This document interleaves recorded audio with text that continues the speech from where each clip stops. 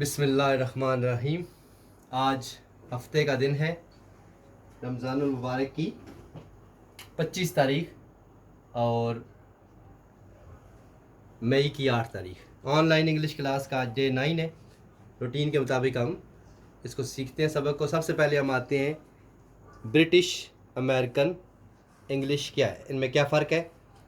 तो आज हम फिर मज़ीद 4 लफ्ज़ लेके आए हैं, जो कि हमने कल भी 4 लफ्ज़ सीखे थे, यानी पिछले दिन। तो सबसे पहला लफ्ज़ देखें, टॉफ़ी। टॉफ़ी को इंग्लिश में, ब्रिटिश इंग्लिश में स्वीट कहते हैं, लेकिन अमेरिकन इंग्लिश में इसे कैंडी कहा जाता है। आमतौर पे कैंडी भी मशहूर है और ये कैंडी अमेरिकन इंग्लिश का लफ्ज़ है।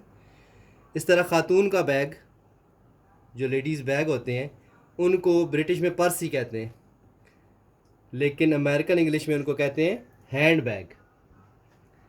इस तरह टैक्सी जिसमें सफ़र किया जाता है, तो टैक्सी को इंग्लिश में टैक्सी कहते हैं ब्रिटिश में, क्योंकि हम जो इंग्लिश इस्तेमाल करते हैं रोज़मर्रा ज़िंदगी में वो ज़्यादातर ब्रिटिश इंग्लिश ही है। इसलिए आप देखें टैक्सी, उर्दू में भी इसे टैक्सी कहा जाता है। अमेरिकन में टैक्सी को कैब कहते हैं। कभी कभी आप टैक्सी के ऊपर लिखा देखते हैं यहाँ पे कैब। कैब का मानी टैक्सी है, बस फ़र्क टैक्सी ब्रिटिश इंग्लिश है और कैब अमेरिकन इंग्लिश है। इसी तरह आखिरी लफ्ज़ देखें, लिफ्ट। जो बड़ी बड़ी इमारत होती हैं, प्लाजा वगैरह होते हैं, उसमें ऊपर वाली मंजिल पर जाने के लिए लिफ्ट लगी होती है। तो उसको भी हम, क्योंकि ब्रिटिश इंग्लिश यूज़ करते हैं, तो हम उर्दू में भी उसे लिफ्ट कहते हैं और ब्रिटिश इंग्लिश में भी लिफ्ट कहा जाता है। इस लिफ्ट को अमेरिकन इंग्लिश में एलिवेटर कहते हैं, एलिवेटर। तो ये वो फ़र्क हैं जो ब्रिटिश और अमेरिकन इंग्लिश में पाए जाते हैं। हमने थोड़े बहुत सीखे, बेशुमार अल्फाज हैं, लेकिन हमने कुछ अपने मतलब के सीखे ताकि हमें थोड़ा बहुत इस बारे में पता हो। तो आज हमने ये लेसन सीखा, कल से हम इस जगह पे कोई और चीज़ सीखेंगे। अब हम बेसिक लेसन की तरफ आते हैं। आज का हमारा लेसन है use of has, have, had. इससे पहले हमने use of is, am, are सीखे थे। आज हैज़, हैव और हैड।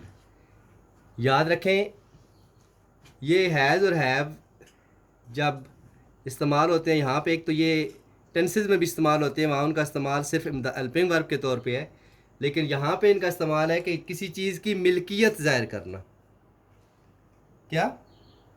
मिल्कियत, यानी मेरे पास या उसके पास वो फ़लाँ चीज़ है। जैसे आप कहते हैं जी मेरे पास एक पेन है, तो ये मिल्कियत हो गई।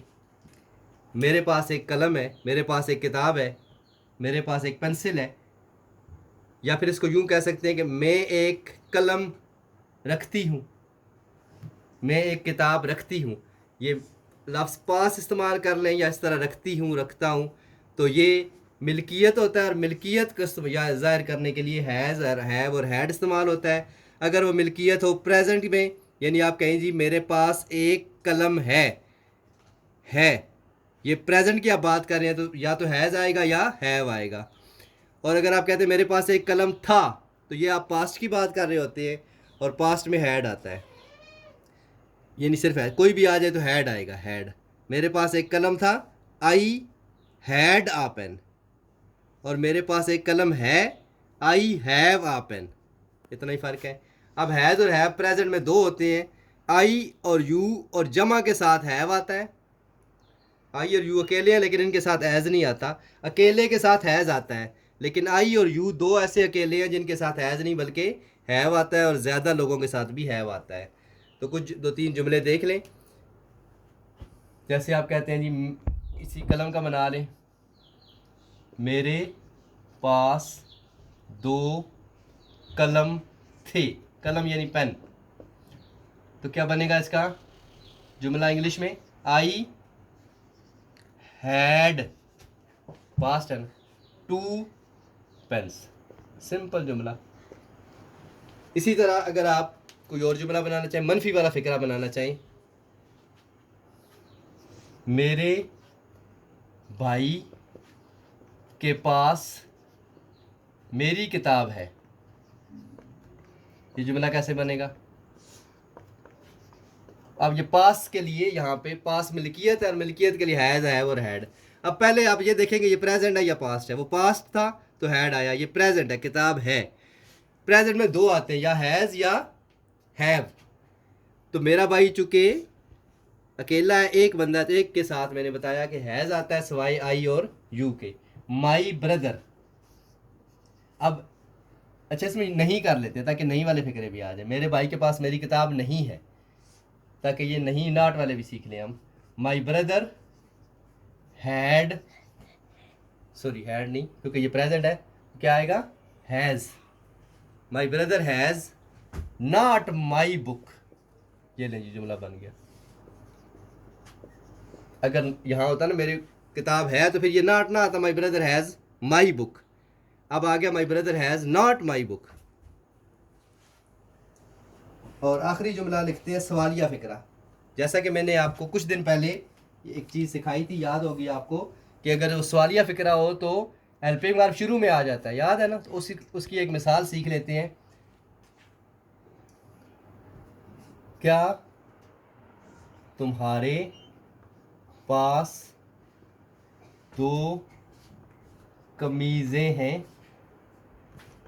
कमीज़ या कमीज भी कहते हैं, इसकी इंग्लिश है शर्ट। अब क्या आया, तो अब ये था तुम्हारे पास, यू के लिए आता है हैव, अभी बताया था। अब चूंकि क्या आ गया तो वट कभी नहीं लगाना, जो मैंने पहले भी सिखाया था। क्या होगा, वो यो हैव लगाना था ना यू के बाद, वो हैव यू से पहले आ जाएगा। क्या बनेगा जुमला, हैव यू और 2 कमीज़ें 2 शर्ट्स। ये लो जी, जुमला बन गया। आसान जुमले होते हैं लेकिन हमने चूंकि सीखे नहीं होते, समझ नहीं होती, सवालिया निशान भी लगाना है यहाँ भी, समझ नहीं होती है, मुश्किल समझते क्या। अब पास की क्या इंग्लिश होगी, सिंपल जुमला था। क्या, कोई वट नहीं आया, यू के साथ हैव आना था, तो क्या की वजह से वो है पहले आ गया, यू बाद में आ गया। 2 कमीज़ें 2 शर्ट्स। ये हमारा लेसन मुकम्मल हो गया। और यहीं पे साथ करीब ही आप, मैंने पहले से एक्टिविटी लिखी हुई है, ये थोड़ा सा इसको आप देख लें। इनकी आपने इंग्लिश बनानी है। ये 5 जुमले लिखे हुए हैं, प्रेजेंट के भी यही वाले, हैज़ हैव या हैड आएगा। सिंपल अल्फाज है, कोई मुश्किल जुमला नहीं है। ये बनाएं। इसको बनाने के बाद गौर से सुन लें।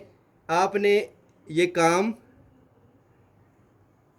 एक्टिविटी करके कापी पे इसको सेंड करना है इसी ग्रुप में, जिस ग्रुप में आप हैं उस ग्रुप में अपना काम सेंड करना है, पर्सनल मैसेज में नहीं करना। फिर टीचर्स भी इसमें ऐड हैं, वो आपका काम चेक करेंगी और चेक करके यहीं ग्रुप में वापस भेजेंगी, तो पता चल जाएगा कि किसने काम किया और किसने ठीक किया और किसने नहीं। तो सब लोग इस एक्टिविटी में हिस्सा लें और अपना अपना काम आज ही भेज दें। Thank you.